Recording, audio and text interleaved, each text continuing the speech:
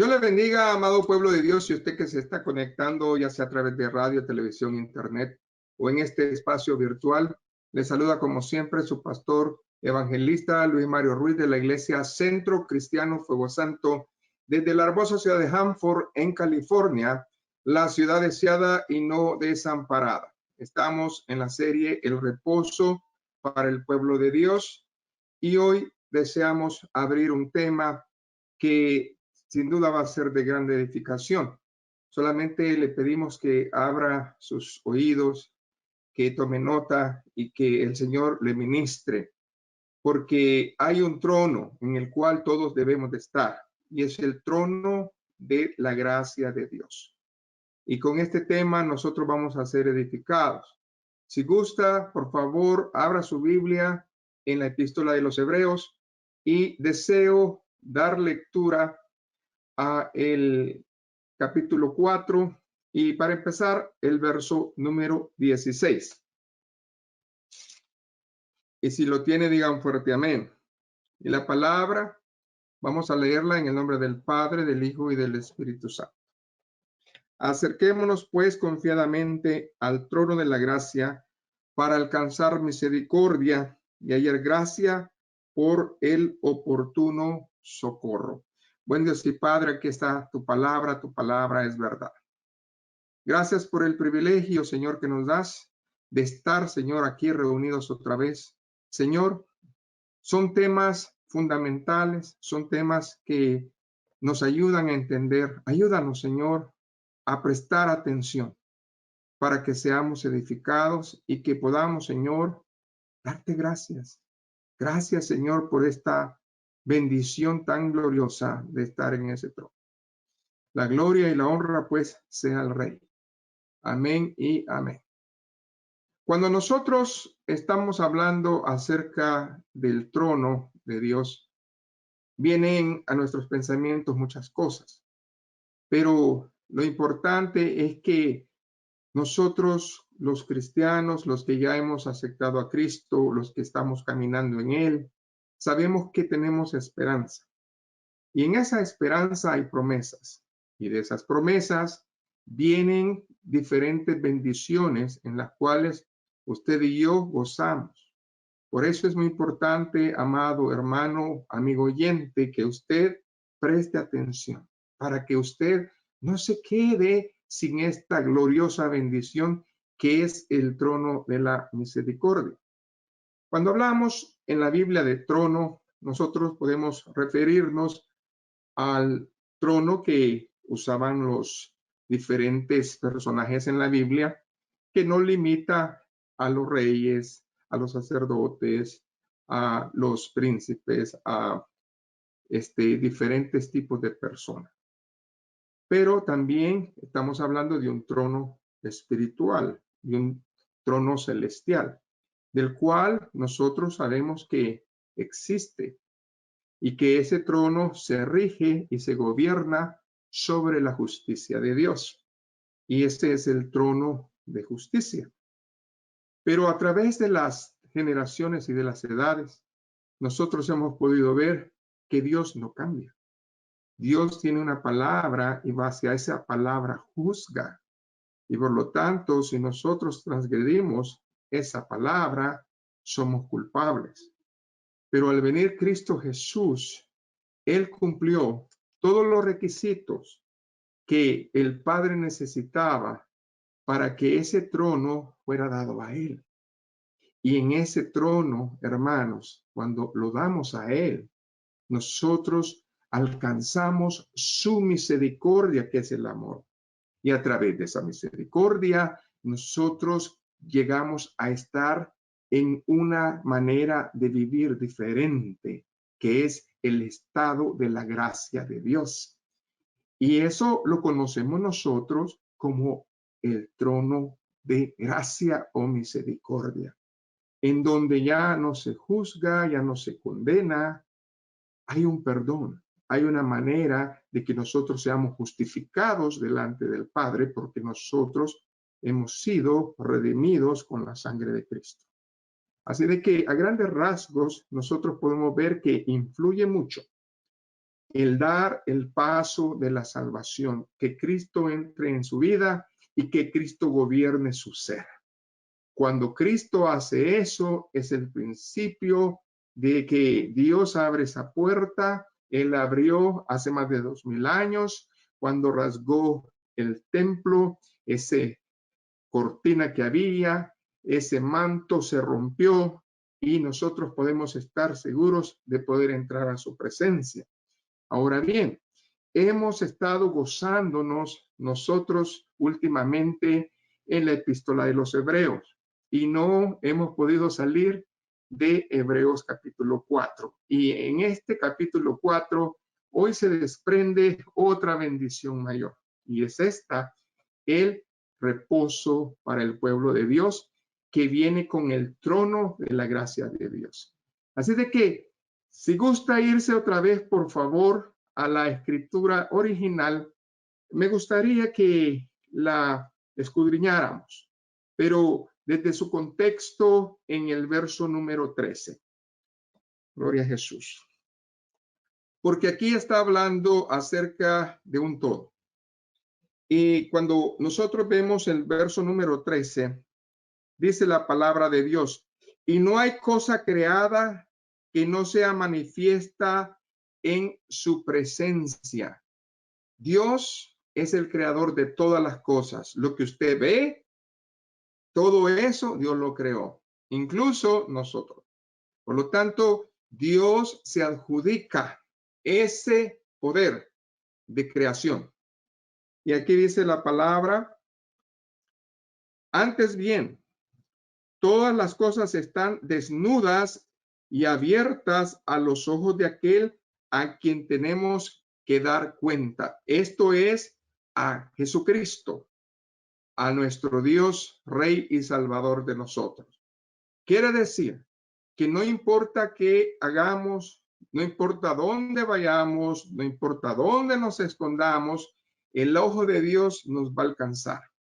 Y cuando nosotros estamos lejos de la voluntad de Dios, hay, hermanos, consecuencias. Por lo tanto, debemos de apercibirnos en esta manera. Y la palabra es clara cuando lo dice. Verso 14. Por lo tanto, teniendo un gran sumo sacerdote que traspasó los cielos, Jesús, el Hijo de Dios, retengamos nuestra profesión. Cuando hablamos de esto, más adelante les voy a explicar que es necesario, hermanos, pesar esta palabra fuerte de este verso. ¿Por qué? Porque dice, por tanto, nosotros tenemos un gran sumo sacerdote, Jesucristo. No solamente vino aquí a la tierra con un papel, no. Jesucristo fue profeta. Jesucristo fue hijo de Dios. Jesucristo fue, hermanos, un predicador. Jesucristo fue un sanador. Jesucristo también es gran sumo sacerdote, porque también a través de él hizo expiación por todos los pecados. La diferencia es que él, hermanos, fue el sacerdote y fue el sacrificio. Ahora, sigamos adelante, donde dice que nosotros debemos de actuar a favor delante de Dios. ¿Por qué? Porque la palabra nos dice que Jesucristo traspasó los cielos. Esto es algo que a mí me llama mucho la atención. Cuando nosotros nos referimos al cielo, tenemos que verlo como la palabra del Señor lo explica. Sabemos que hay 3 cielos, eso basado a la revelación de éxtasis que estuvo el apóstol Pablo, donde dice que se encontró en el 3er cielo. Por lo tanto, nosotros vemos que el cielo primario es la atmósfera, es todo lo que usted ve en las nubes. El cielo secundario es las estrellas del espacio. Pero hay un cielo, que es el tercero, en donde nadie puede llegar a menos que Dios, hermanos, lo justifique. Por lo tanto, no existe una manera, no existe avión, cohete, propulsor, un medio natural inventado por el hombre que pueda ir más de donde han ido. Y es aquí donde la palabra me enseña a mí que Jesucristo al ascender dice que traspasó los cielos. Quiere decir que Él pasó la atmósfera y Él pasó más allá de las estrellas. Cuando dice traspasó los cielos, está hablando de esos dos cielos que nosotros vemos. Y esa es una evidencia grande. Pero ¿por qué lo hizo? Porque Él ganó un proceso legal. Él es victorioso y reina para siempre. Cuando Él acabó acá en la tierra su legado, cuando Él acabó aquí en la tierra la misión que tenía, Dios le dio a Él autoridad sobre todo nombre, dado aquí en la tierra y allá en los cielos. Y de esa manera Él pudo, hermanos, caminar. Jesús, el Hijo de Dios, fue pues la evidencia que Jesús fue 100% hombre y también 100% Dios. Y esta evidencia nosotros la palpamos. Ahora bien, con todo esto que hemos hablado, viene la primera exhortación. Y esta exhortación dice, retengamos, acá dice, retengamos nuestra profesión. ¿Qué es lo que tenemos que hacer? Defender. ¿Qué es lo que tenemos que defender? Nuestra salvación por medio de este gran sumo sacerdote que es Jesucristo. Jesucristo, pues, nos ha abierto la entrada al Padre, al cielo, y ahora nosotros estamos en ese trono diferente, que es el trono de su gracia. Pero aquí esta exhortación no hay que tomarla a la ligera, porque es una exhortación que dice que hay, hermanos, que retener. Retener significa aguantar, soportar, mantener, cuidar. Y todas estas palabras son un todo cuando nos referimos a cuidar nuestra alma, a cuidar nuestra salvación. Dice el verso 15, porque no tenemos un sumo sacerdote que no pueda compadecerse de nuestras debilidades, sino uno que fue tentado en todo según nuestra semejanza, pero sin pecado. En otras palabras, su tentación y nuestra tentación es siempre para alejarnos de no hacer y obedecer su palabra. Cuando la palabra del Señor dice que este gran sumo sacerdote vino y que se compadece, es porque Él sufrió como nosotros. Él fue tentado y nosotros hemos sido tentados. Pero la tentación viene para probar si nosotros estamos en la fe, en su palabra.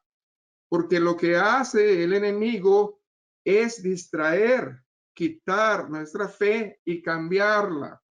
Y cuando nosotros hacemos eso, entonces nosotros desobedecemos la palabra de Dios. Y al desobedecerla, pues nosotros caemos. Y por eso aquí el Señor nos está hablando de que debemos de vivir alejados, debemos de vivir apartados para que nosotros tengamos fortaleza. Y si viene la tentación, si sabemos y retenemos la palabra en nuestro corazón, entonces podemos ser victoriosos. Ahora bien, aquí es donde viene el resultado de, y ese es el verso 16, el que me llama hoy la atención a mí. Y dice, acerquémonos. Fíjese bien, la primera exhortación nos las trae el Señor ahí en la palabra de Dios, en el verso 14, retengamos.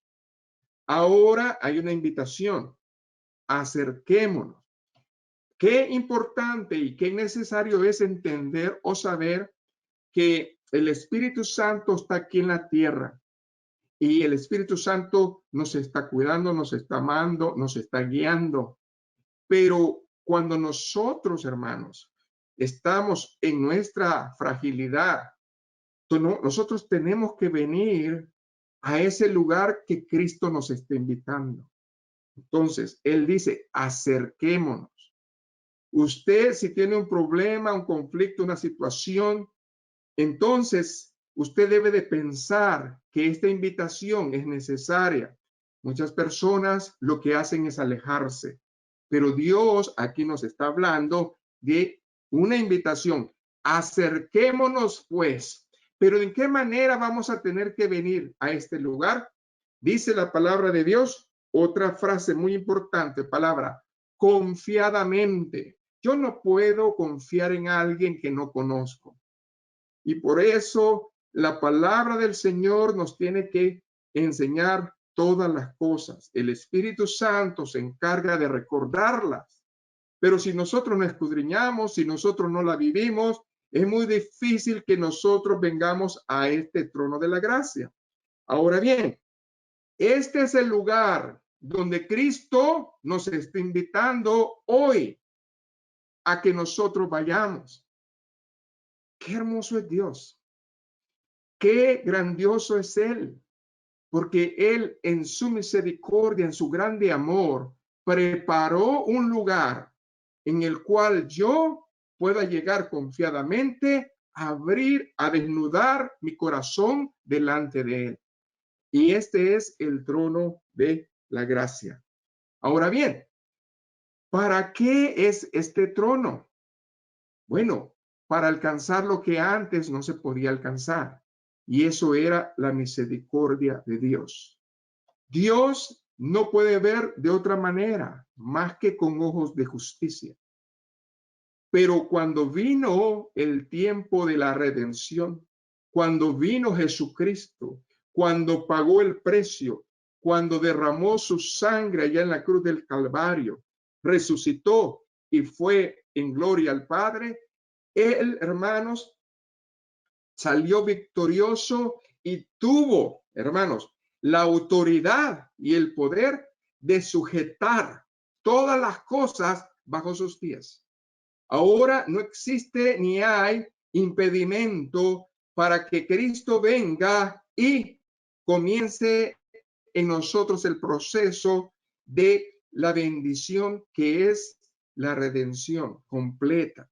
Nosotros nos arrepentimos y necesitamos entender que hay una exhortación primeramente. Dios no quiere que vivamos a la mitad. Dios no quiere que vivamos en religión. Dios quiere que vivamos en Él. Y si vivimos en Él, Él nos invita siempre a venir a esa bendición porque somos humanos. La palabra de Dios nos dice en Juan de que si nosotros decimos que pecamos, que no pecamos, le hacemos a Él mentiroso. Pero cuando nosotros no pecamos involuntariamente, a veces voluntariamente, nosotros tenemos este lugar para acudir y venir delante de Dios para que Él en su misericordia nos traiga el perdón. Y dice, y hallar gracia. ¿Para qué? ¿Y aquí es donde viene? El oportuno socorro. Cuando uno habla acerca de esa palabra socorro, significa auxilio, ayúdenme. Y no existe en el mundo, ni habrá en el mundo, una persona que le pueda a uno ayudar a quitar los pecados. No existe, ni habrá. Por lo tanto, es una cosa seria, es una situación desesperante que el Señor nos dice que tenemos que prepararnos. Y aquí está la esencia de todo el mensaje. ¿Por qué? Porque cuando nosotros caminamos en su gracia, es que nosotros estamos haciendo su favor. Y al hacer su favor, hacemos justicia, y al hacer justicia estamos en obediencia, y al estar en obediencia, ¿cómo nos ve Dios? Con ojos de misericordia. Y en la misericordia es que nosotros podemos encontrar ese auxilio, porque todo es posible por medio de su sacrificio que él hizo allá en la cruz del Calvario y su resurrección. Por eso hoy podemos decir que su trono de gloria, no de justicia, es donde nosotros tenemos que estar.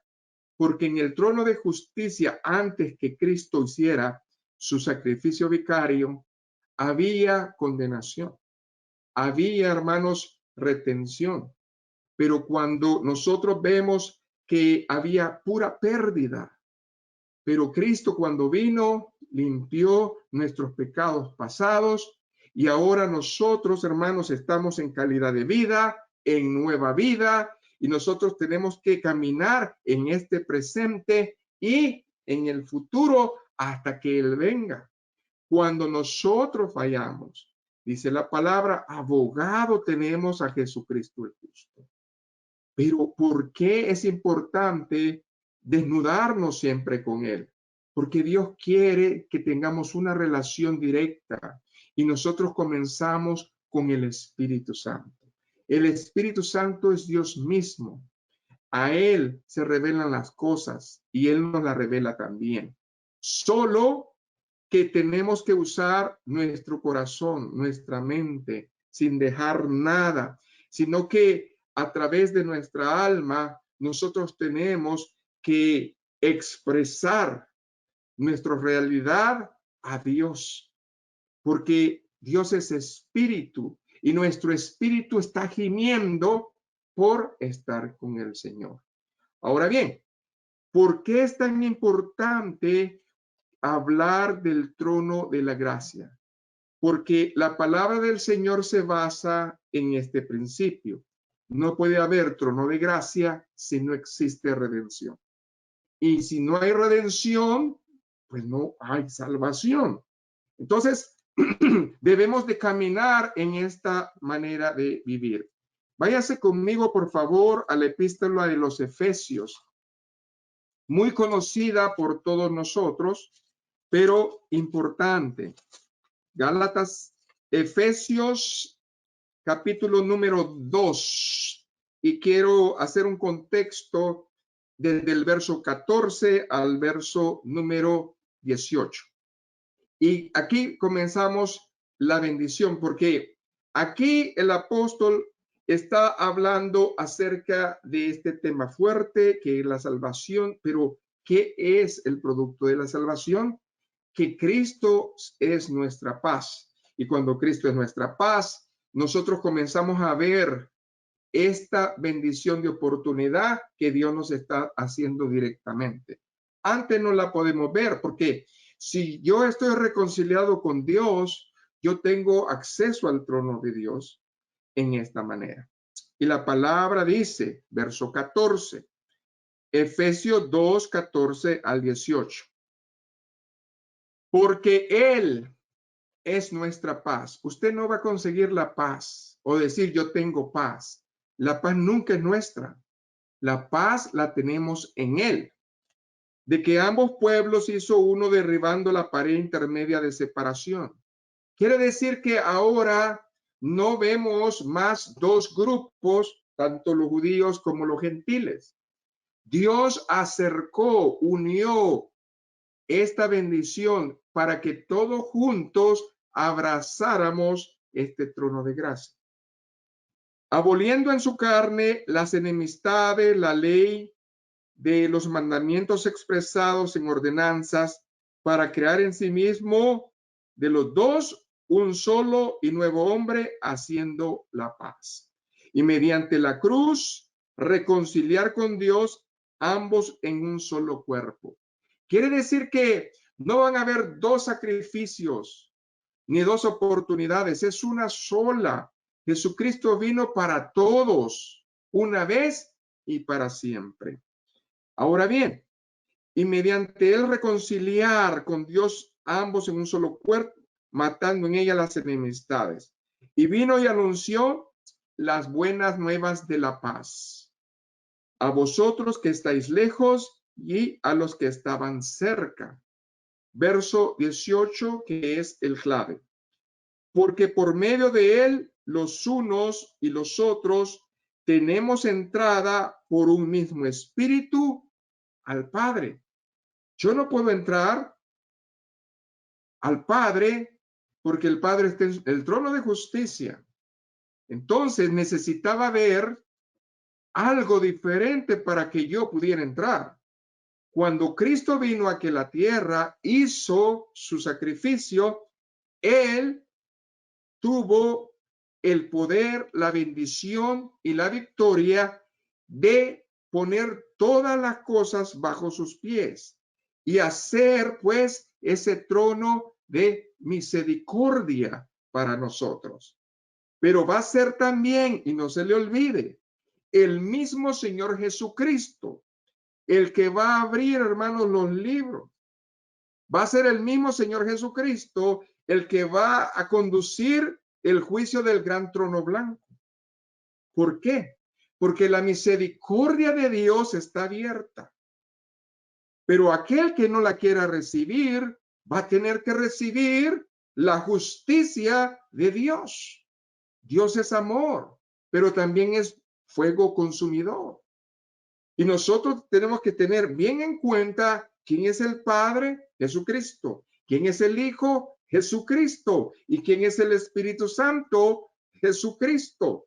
Jesucristo es Dios y Dios es el que va a dar eso.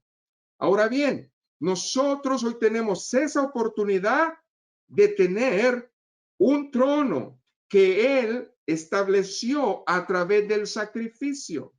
Ahora bien, en este contexto podemos decir que parte de acercarnos a este trono de la gracia, la única manera es a través de la oración.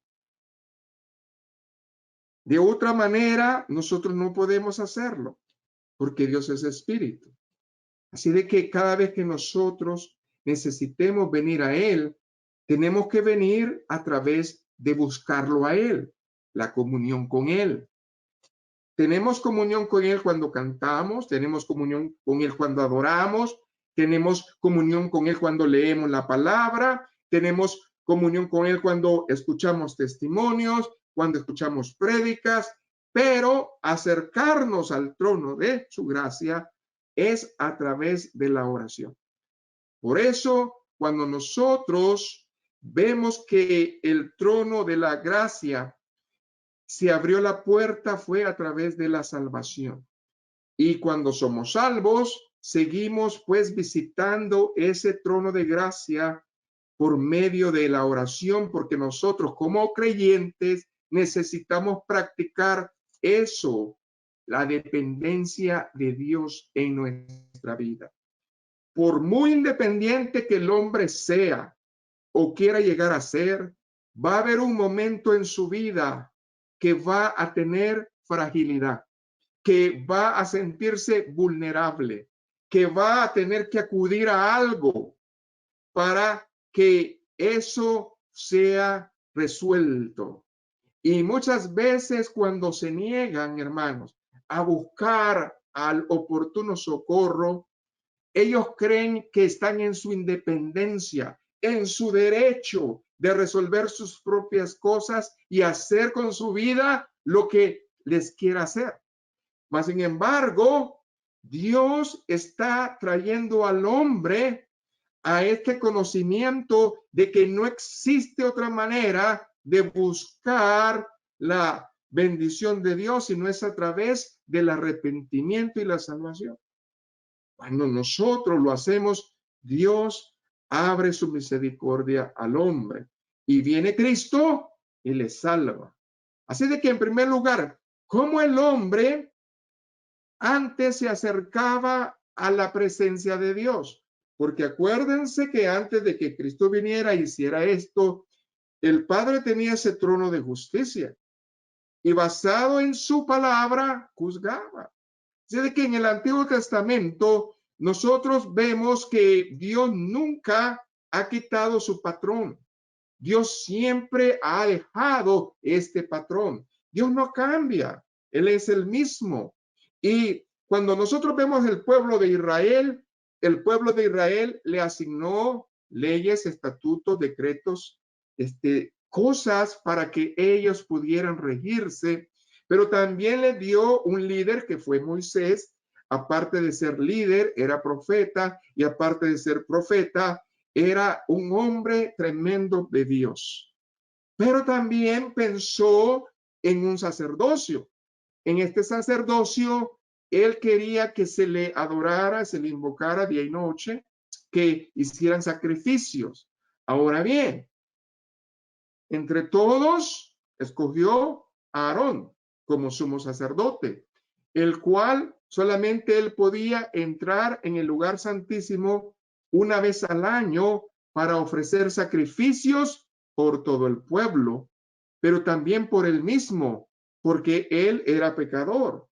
Por eso hoy necesitamos notar que en el libro de los Hebreos, en el capítulo 4, habla acerca de este personaje, nuestro gran sumo sacerdote, el cual ya leímos que está en el verso 14.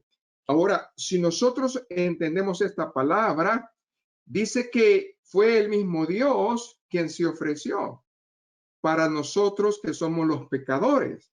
Y asimismo, Él ofrece la bendición de ser, hermanos, el justo, el mediador, el guiador, el intercesor de todos nosotros. Hemos dicho, pues, que el Señor Jesucristo es nuestro gran sumo sacerdote, y por eso nosotros como pueblo de Dios tenemos que acudir a Él. Y debemos hacerlo porque a través de Él es que está el trono de su gracia. Y a través de esa bendición es que nosotros podemos partir. Pero usted me dirá, pastor, ¿en qué parte de la Biblia se enseña esta esencia de que Jesucristo es el gran sumo sacerdote? Le invito a que vaya rápidamente a el capítulo 5 de los Hebreos, y usted lo puede leer hasta el verso 10. Es interesante cómo es que esta bendición de la palabra nos habla que la diferencia entre el sumo sacerdote Aarón versus Jesucristo es muy grande. ¿Por qué? Porque nosotros podemos ver que en primer lugar el sacerdote Aarón era un sacerdocio temporal, porque cuando moría o lo quitaba Dios se acababa. Mientras que Jesucristo es un sacerdocio espiritual para siempre. Segundo lugar, Aarón ofrecía diariamente holocaustos para cubrir los pecados, mientras que este gran sumo sacerdote Jesucristo ofreció una vez y para siempre holocausto para siempre, por perdón de los pecados. Entonces, vemos nosotros una comparación tan grande que no se puede explicar. Ahora bien, solamente quiero retocar varios versículos de Hebreos 5. Por ejemplo, verso 4. Y nadie toma para sí esta honra, sino el que es llamado por Dios, como lo fue Aarón. No cualquiera iba a estar ahí. No cualquiera iba a ofrecer sacrificios. Quiere decir, si Aarón lo hizo, si Dios le preparó y Dios lo preparaba para que una vez al año él participara, imagínense cuando Cristo vino. Dice que Dios fue el que lo asignó. Él mismo se dio a la humanidad. Ahora bien, verso 5. Así tampoco Cristo se glorificó a sí mismo, haciéndose sumo sacerdote, sino que le dijo, tu hijo, tú eres mi hijo, yo te he engendrado hoy. Como también dice en otro lugar, tú eres sacerdote para siempre según el orden de Melquisedec. Ahí lo tenemos en Salmo 110:4, esta referencia hermosa. Así de que Cuando nosotros vemos que Cristo tuvo que hacerlo de una manera 100% Dios, 100% hombre. Y aquí es lo más agradable en el verso 7. Y Cristo, en los días de su carne, escuche bien, Cristo 100% hombre, ofreciendo ruegos y súplicas con gran clamor y lágrimas al que le podía librar de la muerte, fue oído a causa de su temor reverente. Quiere decir que él oraba. Él recibió el Espíritu Santo. El Espíritu Santo le movía, lo enseñaba, le motivaba. Y él, hermano, lloró. Él se angustió. Él estuvo delante del Padre pidiendo esa misericordia. Y aunque era hijo, por lo que padeció, aprendió la obediencia. Y habiendo sido perfeccionado, vino a ser autor de eterna salvación para todos los que le obedecen. Este es la bendición grande, la que acabamos de compartir en el capítulo número 14 de Hebreos 4, cuando nos exhorta y que nos dice que retengamos. Retener es obedecer, hermanos, no cambiar de mente, no cambiar de manera, sino seguir adelante. Así de que después de esta breve descripción de qué es un sumo sacerdote versus el gran sumo sacerdote que es Jesucristo, debemos nosotros ahora entender de que abriendo el camino, nosotros podemos llegar a ese trono de gloria. Pero ¿de qué manera, pastor, yo me acerco? Bueno, el hombre se puede acercar a ese trono de gloria a través de la oración. La oración siempre ha sido conocida aún por los paganos o otras religiones, que es una manera de hablar con ese Dios. Y estas personas, sin conocer al verdadero Dios, claman para que algo cambie en sus vidas. Y eso que el ser humano hace, pero comunicarse con el Creador, hermanos, el Señor Jesucristo, por eso dijo en su discurso, cuando Él vino a la tierra, el mensaje, el título, el tema principal de Él es: el reino de los cielos se acerca. La desesperación que andas buscando ese Dios, aquí está. No más que no la quieres ver, no más que no la quieres percibir, pero yo me he acercado. Entonces, en el deseo o la necesidad que tiene el hombre por buscar algo mejor en su vida, nosotros establecemos que Dios, hermanos, desde el principio fue cabal. ¿Por qué? Porque desde Adán y Eva, hermanos, fue el mismo Dios quien se acercó a ellos. Pero la dependencia del hombre hizo que el hombre, hermanos, se comenzara a alejar. Escuchó otra voz y esa voz hizo que se cayeran. No retuvieron la palabra que le fue dada. Al contrario, la dudaron. Y eso es lo que está pasando a través de todas las generaciones. Ahora bien, cuando nosotros hablamos del trono de la gracia, necesitamos exponer qué es un trono, porque muchas personas probablemente no han entendido bíblicamente qué es lo que estamos nosotros hablando. Ahora bien, cuando hablamos del trono de Dios, nosotros estamos hablando de algo eterno. Y si gusta usted, por favor, yo voy a leer una cita y apúntela. Está en Salmos 45, el verso 6. Y lo podemos leer si gusta rapidito. Salmo 45, verso número 6. Y esta es la descripción del trono de Dios. ¿Qué es el trono de Dios? ¿Cómo es? ¿Cuánto dura? Nosotros hoy vemos que los presidentes duran de 3 a 6 años, de 4 a 6 años. Y nosotros podemos ver que en el tiempo de Israel, el Reino Unido duró 20 años cada uno. Pero aquí dice que el trono de Dios es eterno y para siempre. Cuando yo escucho esa palabra, yo digo, algo que es eterno y para siempre es algo único. Es algo que puede usted venir un día, otro año, y Dios es el mismo. Es eterno, no va a cambiar. Y luego dice ahí la palabra del Señor, tu trono, oh Dios, es eterno y para siempre. Cetro de justicia es el cetro de tu reino.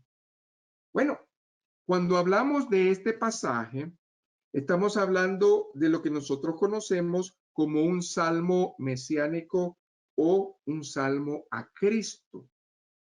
Y en esta manera nosotros identificamos que es una profecía para Jesús. Y está profetizando el reino eterno de Cristo Jesús, que no se dio en su primera venida, sino que se va a dar en el milenio hacia arriba. Y ahí podemos ver que va a ser eternamente y para siempre. Y con esto en mente, nosotros ahora sí podemos acudir otra vez a la epístola de los Hebreos, que contiene tanta riqueza. Váyase por favor y quiero que busque el capítulo 1.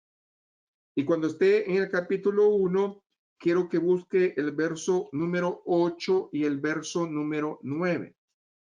Hebreos capítulo 1, verso 8 y 9. Aquí, con esto en mente, tenemos que ver qué piensa el autor o qué le está revelando el Espíritu al autor acerca de este trono que es para siempre. Ahora bien,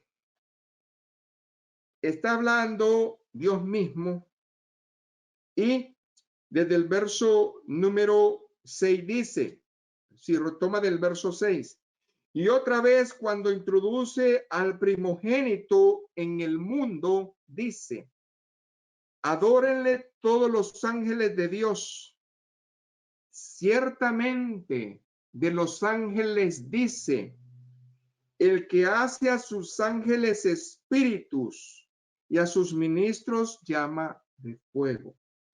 Mas del Hijo dice, tu trono, oh Dios, por el siglo del siglo, cetro de equidad es el cetro de tu reino. Has amado la justicia y aborrecido la maldad. Ahora, tiene unas palabras muy profundas porque está hablando de varios tiempos y tiempos actuales como tiempos en que se va a dar toda la bendición, como usted lo estaba leyendo hoy en la escritura de Joel, que hay tiempos en los cuales el Señor ya habló, los vivimos y hay tiempos en que vamos a recibir de esas bendiciones. Ahora bien, cuando nosotros hablamos de trono en las escrituras, encontramos muchas palabras y símbolos. Por lo tanto, la palabra que nosotros vemos como trono originalmente del hebreo es la palabra kise, que significa una silla elevada o ocupada por una persona de honor. Cuando nosotros hablamos de trono, estamos hablando de una silla que alguien ocupa, pero que no solamente se sienta, sino que tiene un cetro consigo. Y cuando nosotros vemos reflejado en la escritura algo así, es un simbolismo de autoridad y poder.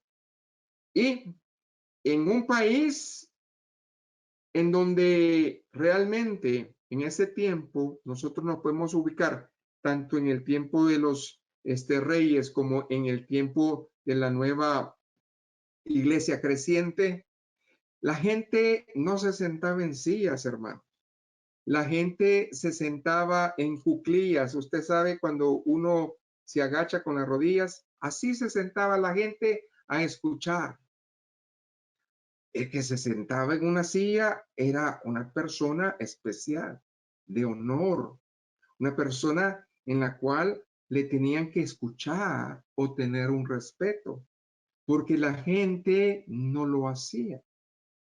Y de esa manera nosotros podemos dar un panorama de qué es lo que estamos aquí hablando en la vida del humano o en la vida del mundo.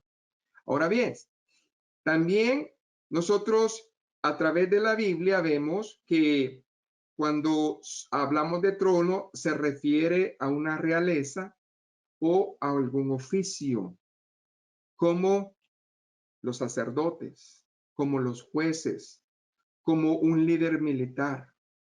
Todos ellos tenían la función de dirigir. Y antes los que dirigían o los que enseñaban se sentaban. No era como ahora que se paran. El que se sentaba era pues visto como de alto honor.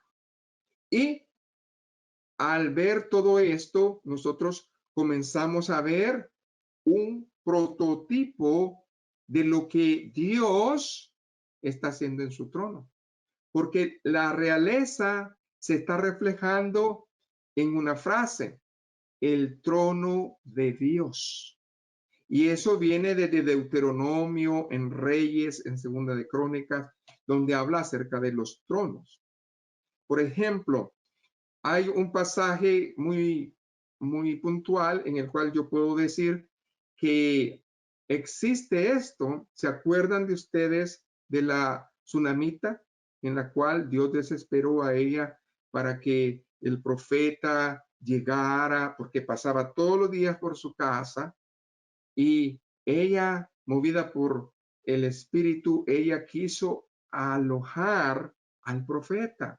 Y en Segunda de Reyes, allá en el capítulo 4, versos del 9 al 10, ella no se quedó con ese sentimiento, sino que al contrario, se lo dio, se lo compartió a su marido.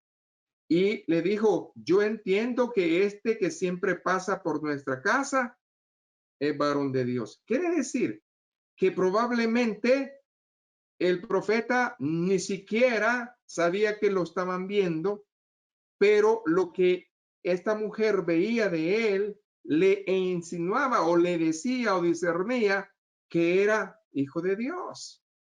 Ahora bien, cuando comenzó a mover su fe, comenzó a obedecer la voz de Dios, dice el verso 10, que le dijo, yo te ruego que hagamos un pequeño aposento de paredes y pongamos ahí cama, mesa, silla y candelero, para que cuando Él viniere a nosotros se quede en Él. Muy importante y simbólico todas estas cosas que estaba poniendo. Sí, para comer, sí, para compartir, pero lo que no hemos vuelto a entender nosotros es que en la cultura que vivían, la gente comía sentada en el suelo. Era en unas mesas redondas y compartían. No habían sillas. Pero este está hablando de otro nivel, de ponerle cama, candelero. Usted dirá, bueno, es para que se alumbre. Sí, pero todo es representativo. Ahora, con este ejemplo, nosotros vemos que no solamente los reyes se sentaban en sillas. Ahora bien, este rasgo, pues, o esta manera de hacer esas cosas, de ver el trono, significaba de que la persona tenía nivel, jerarquía, ¿ok? Y llegamos al tiempo de Salomón, donde el trono de Salomón, para que usted entienda, ha de cuenta y caso que tenía usted que subir 6 gradas para llegar al asiento de Salomón. Así de alto estaba. así de alto miraba. Y no solamente eso, ¿verdad? Dice que la palabra de Dios que él pues tenía suficiente dinero y en ese tiempo el trono físico constaba de materiales muy caros. Por ejemplo, Salomón pues dice que su trono tenía solamente dos materiales. La mayor parte de su trono o de su asiento era de marfil, ¿ok? Y estaba cubierto de oro puro, excepto las cosas que estaban de marfil. Imagínense qué pesado y qué elegante era ese trono. Y ese trono imponía. ¿Y qué imponía? Cosas. Y cuando el rey se sentaba en ese trono, era por varios asuntos, por asuntos de Estado, en otras palabras, él gobernaba, Dios gobierna. Segundo lugar, dice que él escuchaba porque tenía audiencias, Dios escucha. Y en tercer lugar, él hacía homenaje o le hacían homenaje y hacía justicia. Pero cuando el rey se sentaba en el trono, nunca lo hacía con ropa común, lo hacía con ropas reales. ¿Por qué? Porque él estaba representando el dominio, el imperio, la justicia, todo en él en ese momento. Así de que con esto en mente, nosotros tenemos que imaginarnos que Dios es majestuoso. Dios es un Dios sublime y Dios está simbólicamente representado pues de esta manera. He aquí pues se le atribuye a Dios esa bendición. Ahora bien, la palabra habla acerca de que su morada terrenal, ¿verdad? Estaba en Jerusalén, particularmente en el templo. Habla acerca de sentarse en el templo. Habla acerca de sentarse en el trono de otra persona. Significa, escuche bien, sucesión de poder. Cuando el Padre le entrega un nombre que es sobre todo nombre, allá en los cielos, en la tierra y en todo lugar, y le da poder y majestad, lo que está hablando es que él mismo, ese nombre, amén, está tomando el control. Y es un trono de gracia. Es un trono de amor. Es un trono diferente. Es un trono en donde usted y yo cabemos. Podemos llegar a una audiencia. Pero antes, haga de cuenta caso que usted iba como a un juez. Y si no tenía buen abogado, así le iba. Pero el mismo Dios es Dios de justicia, de paz, de amor. Es un Dios que lo representa en muchas fases. Es nuestro abogado. Es nuestro Salvador. Es la cabeza de la iglesia. Es un todo. Ahora bien, aquí a este punto me gustaría hacer una pequeña aclaración. Muchas personas confunden la palabra trono con la palabra tronos. Y cuando nosotros nos referimos a trono, estamos refiriéndose a Dios, el lugar de Dios. Cuando se refiere a tronos, es una jerarquía de ángeles. No estamos hablando de lo mismo. Por eso es importante escudriñar la palabra de Dios. Y para eso usted y yo tenemos que entender la palabra. Váyase por un momento a la epístola de los Colosenses, porque los Colosenses me va a dar a mi luz de esta bendición. En el verso 16. Aquí en el verso 16 usted está viendo esta palabra. Si usted lo tiene conmigo, lo puede leer. Y dice, porque en él fueron creadas todas las cosas, las que hay en los cielos y las que hay en la tierra, visibles e invisibles. Y aquí las enumera, sean tronos, ¿ok? Sean dominios, sean principados, sean potestades. Todo fue creado por medio de él y para él. Entonces, aquí estamos viendo de que los tronos son una jerarquía de ángeles que Dios creó. ¿Okay? Y no está hablando de su trono. Amén. Ahora bien, cuando Dios habla acerca de sí mismo, es porque habla acerca del trono de Dios. ¿Y cuál es el trono de Dios? El que nosotros conocemos desde el Antiguo Testamento como el trono de David. Ese trono. Porque ese trono viene de una profecía mesiánica donde habla del derecho de que él esté sentado en ese trono. ¿Ok? Y cuando Dios habla con este varón, David, en 2 Samuel 7:13, vamos a buscarlo. Y él edificará casa a mi nombre, y yo afirmaré para siempre el trono de su reino. Ahora bien, esta profecía va a dos tiempos, porque involucra físicamente a Salomón, pero también involucra físicamente a Jesucristo. Entonces, estamos hablando de dos personas en esta profecía. Ahora, verso 13. Ahora bien, este profeta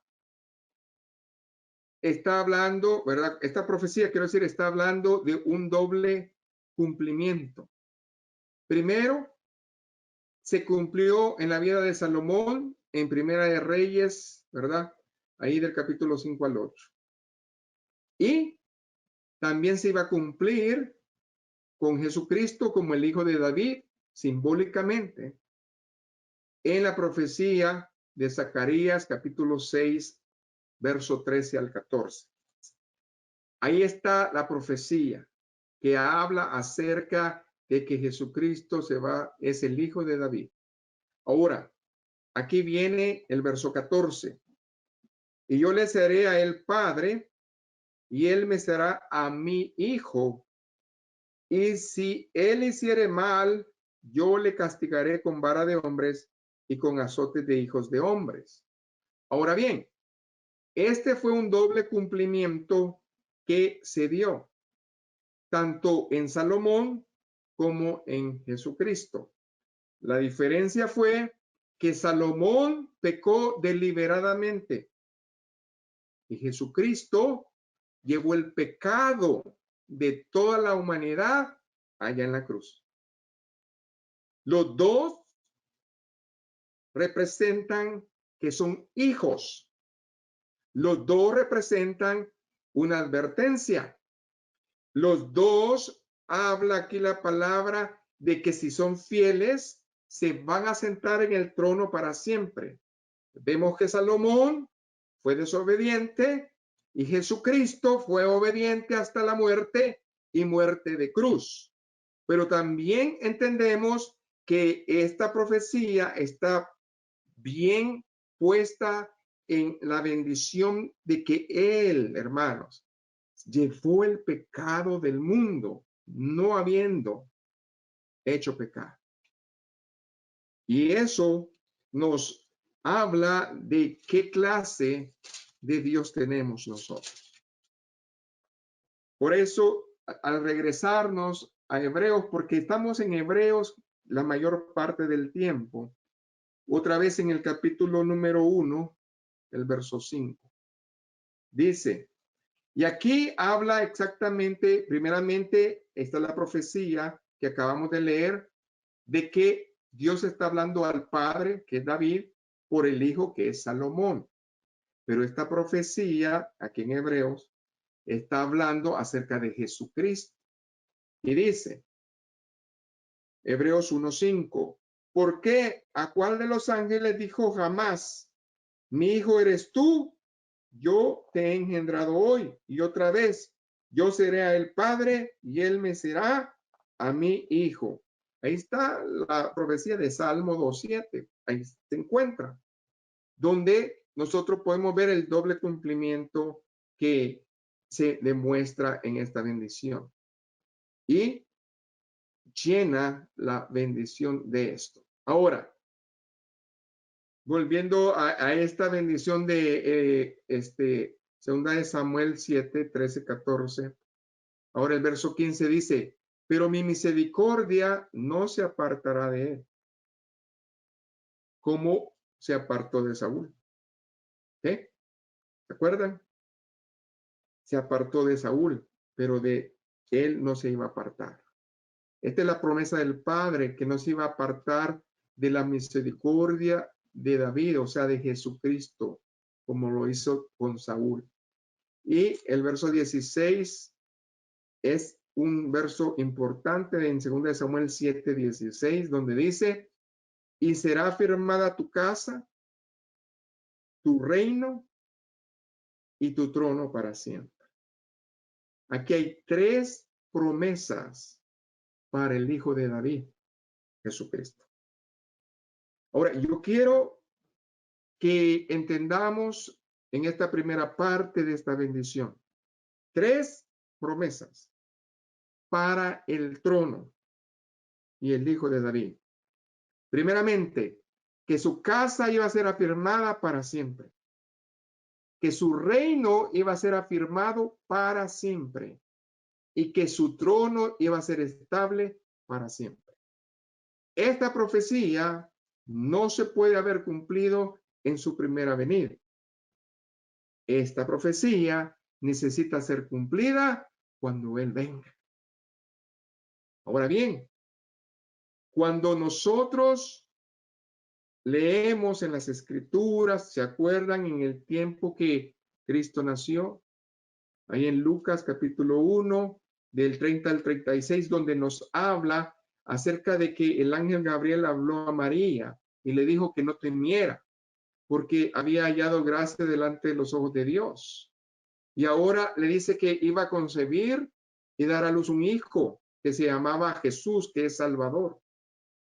Y le dijo que iba a ser grande y iba a ser llamado Hijo del Altísimo. Y el Señor le iba a dar el trono de David para siempre. Y también dice que iba a reinar sobre la casa de Jacob para siempre y que su reino no iba a tener fin. Quiere decir que aquí la profecía la vuelve a repetir ¿quién? El ángel Gabriel a María.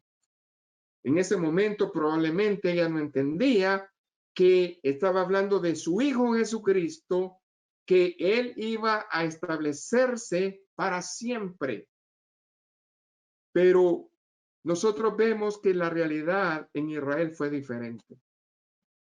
Desde el momento que se rompe el reino dividido, nunca más hubo en Israel una casa que se afirmara, un reino que se afirmara y un trono que fuera estable. Esto, hermanos, no se pudo cumplir hasta que vino el cumplimiento de Jesucristo en su primera venida. En una manera, Cristo estaba mostrándose como el rey de los judíos y diciéndoles que yo como rey he venido a salvar y que mi reino no es de este mundo, es celestial. Pero un día yo me voy a sentar en el trono de David y voy a tener que cumplir lo que ustedes rompieron. Una casa afirmada, un reino afirmado y un trono afirmado. Mientras tanto, Jesucristo reina.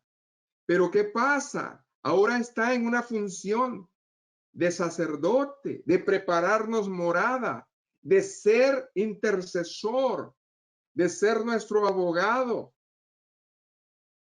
Pero también cuando el tiempo pase y Él venga y la gracia se vaya, porque el Espíritu se va a ir, entonces a él le va a tocar ser también rey y juez. Y no porque sea malo, sino porque se tienen que cumplir las cosas. Amén. Sé de que con esta bendición nosotros alcanzamos la bendición y la gracia de Dios. Y para terminar, yo solamente les quiero decir que en el trono de Dios, lo primero que destacamos es que hay una obra redentora de Cristo a través de la cruz por medio de su sacerdocio. Y la segunda es que él tiene un cetro o la vara o bastón que un monarca usaba, y eso simbolizaba autoridad. Ahora, en ese salmo que nosotros leímos, el cetro de Dios significa autoridad, que es un trono de justicia, que su gobierno es eterno, pero a través de lo que Cristo hizo, que es el sacrificio, entonces el Padre da ese trono para que sea un trono de misericordia, un trono de gracia. Y eso es lo que representa esa palabra de 5 letras, trono, trono de gracia. Y con esto voy a acabar para seguir, hermanos, el próximo miércoles o cuando me toque, hermanos, la bendición para caminar en la segunda parte del trono de la gracia de Dios. Vamos a orar. Gracias, Señor, porque tú nos estás abriendo el entendimiento. Nos estás trayendo la bendición y la unción. Nos estás trayendo la revelación, Señor, de tu palabra. Gracias porque no alcanza nuestra mente a comprender cuánto amor tienes y cuánta bendición tú tienes sobre nosotros. Que tú estás siempre dispuesto a recibirnos en ese trono de misericordia. Solamente es que nosotros dispongamos nuestro corazón y vayamos a ese encuentro glorioso. Señor, ayúdanos a entender esa oportunidad que tú nos estás brindando, Señor, y que podamos nosotros siempre apreciarla. Es nuestro deseo. En el nombre de Jesús. Amén y amén. Que el Señor te bendiga.